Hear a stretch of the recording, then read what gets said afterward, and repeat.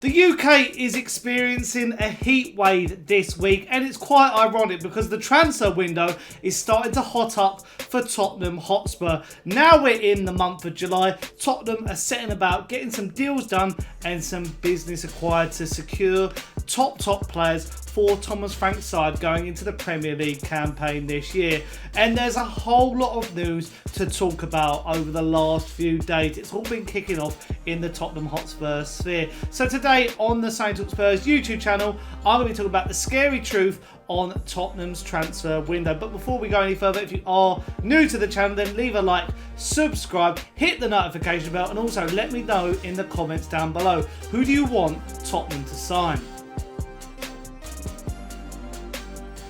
And also, as I'm getting you to go down into the comments section, let me know what videos you would like to see from me, because, you know, summer's here, the transfer window's rolling on, and there's not a lot of Tottenham football on, is there? So I'm always keen to hear what you guys want to hear me talk about. But let's get straight into it, because there's been a lot of new developments in regard to Tottenham's transfer window. And most importantly, the sort of easing off of the Eze deal and the progression of a deal for Mohammed Kudus from West Ham. I've not reacted to this yet. This news broke around 2 days ago, but it's been too hot. I honestly, I am sweating here recording this right now. You can probably tell by the dripping on my forehead, but I just wanted to get my reaction to it and the latest. But before we go any further, nearly 80% of you watching this right now are not subscribed to the channel. What are you doing? Make my transfer window and go down below and subscribe. We're on the road to 10,000 subscribers by the end of 2025, and I'd love you to join me on Thomas the Frank Engine.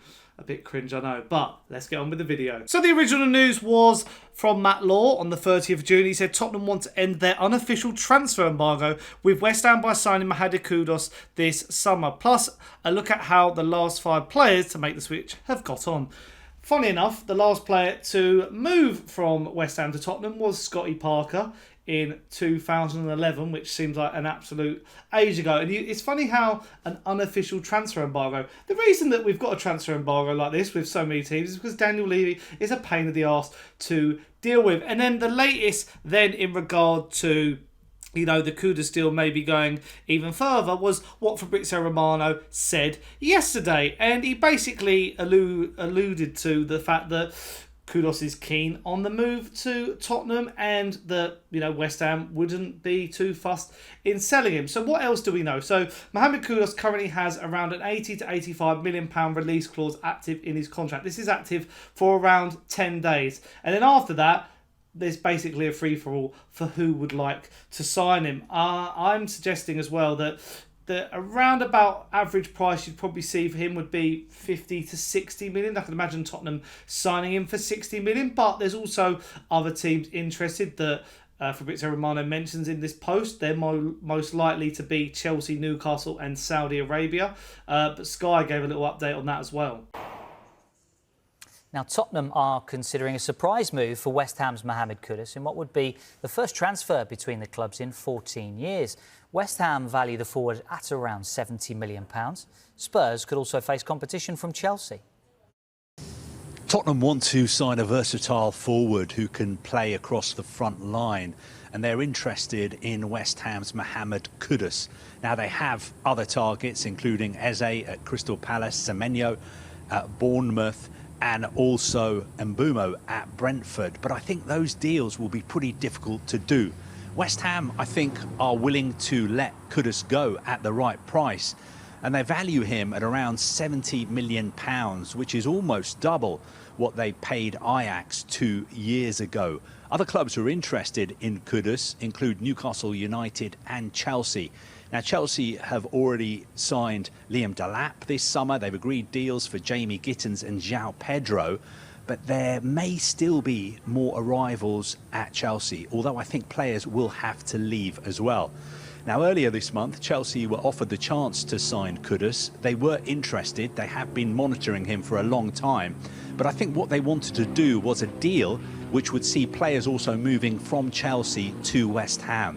Now, West Ham were not interested in that kind of deal.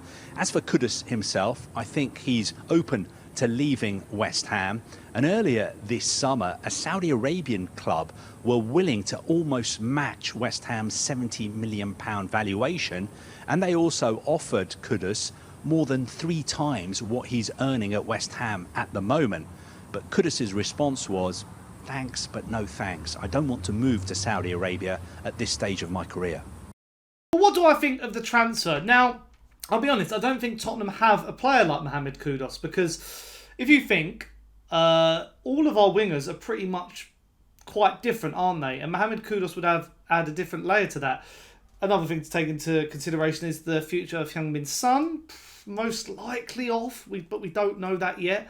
Funny enough, I did a video about the deals that Tottenham shouldn't do, and I spoke about Son in that, so go and watch that if you haven't seen it. But we've got Tell, we've got Brennan Johnson. You know, Brennan Johnson gets goals. Tell is a dribbler on the left. But Kudus he can dribble from deep. He has an eye for a goal. Has not scored many goals at West Ham in the last couple of years, but I'm going to talk about that very, very soon. But, you know, he's direct. He can get out of trouble. Some of the compilations that I've seen of him recently, because I'll be honest, I didn't watch too much of West Ham last season. I know they were poor, but the whole team was poor. So I feel like you can take that out. I've seen lots of West Ham fans being like, you can have him. We don't want him. He's not good enough. I'll be honest, I think, you know, you can tell that he is one of their only sellable assets because the Lucas Paquetá deal's up in the air. They're not going to sell Jared Bowen either. But there's a player there from what we saw at Ajax, and I feel like he is good enough to make that step up to Tottenham, come to a club that can actually win trophies. And I feel like he would be really, really good. He's also quite versatile, which is quite interesting. Don't get me wrong, I'm a bit apprehensive on this deal, but he's versatile. He could play 10 if he really wanted to, like he did at Ajax. He played left wing, right wing, through the middle. He is really, really a versatile player that I could see Thomas Frank getting his hands on and improving, you know, like he did with Bryan and Mbeumo, and Visser and Watkins and Ben Rama and, you know, Tony. I could see him working really well and dovetailing with Maddison, Kulusevski, Solanke, whoever the other wingers we play, Brennan Johnson. And then when you look at his numbers, he is not too different to what Brennan Johnson, you know, was putting up. You know, these graphs are quite similar, and, you know, what one lacks in one area, he makes up for in another area, which is quite good. And also, when you look at his goals, not too dissimilar to, you know, Dejan Kulusevski, and, you know, how much do we herald him?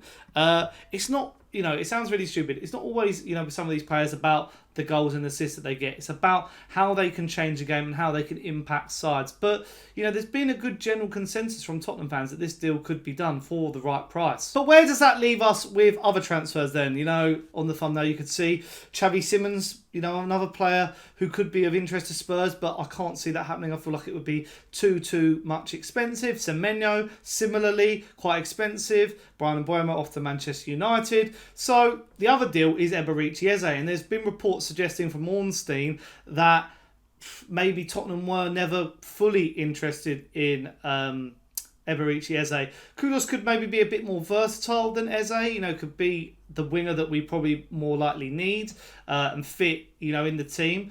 And then, you know, Ben Jacobs has said that Arsenal were exploring a move for Eberechi Eze, as revealed last week. Positive talks with players camp over the weekend. Spurs' focus is currently Mohammed Kudus, not advancing on Eze as it stands. Arsenal also appreciate Noni Madueke with a right side attacker also possible. So it looks like Arsenal aren't really hijacking a deal for Eze. They're actually, you know, we never seem like we were in for this one.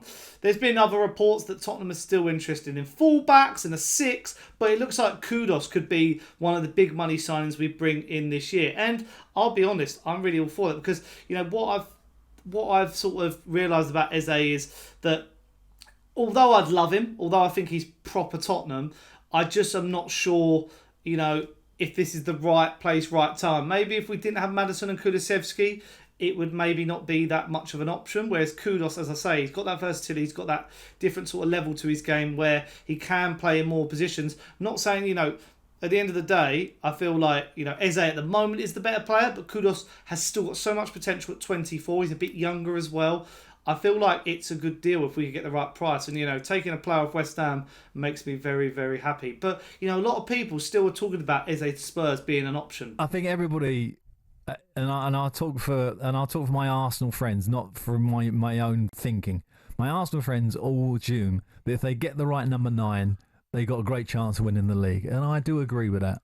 Would Eze take them nearer to that title?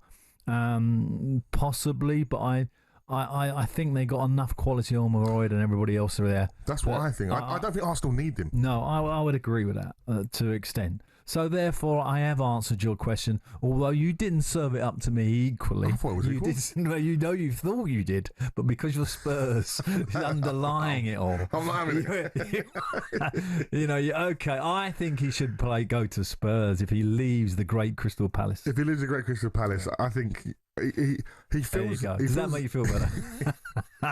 You know what? Back to people being coached out of their tenacity. Yeah, right? Certainly not him. Not him, for sure. So that, for me, makes Glasner a great coach because he allows people... Hold on a minute. He was very much like that QPR. Yeah, but the thing is, that coach has allowed him to still be himself. Yeah. So does that... For example, has there been any players in your tenure that you've come into a club and gone, boy, he's brilliant. He doesn't necessarily track back whatever, but I'm going to work around his brilliance. Who can you think of? Well, I can definitely think of one, and that was when I was at Southampton. Lallana. Really? Yeah. So I come in, and he's just retired, isn't he? Yeah, just retired. Congratulations on a great career. What a career, and what a fellow as well. Yeah, and hopefully he'll stay in the game because he'll be a great coach, or mentor, or manager, whatever he wants to be. But he, when I got there, he was one of the few players that we still had under contract, and the academy was all telling me he's a great kid. And when I see him play, it was just like, wow, what a talent! Yeah, what a talent!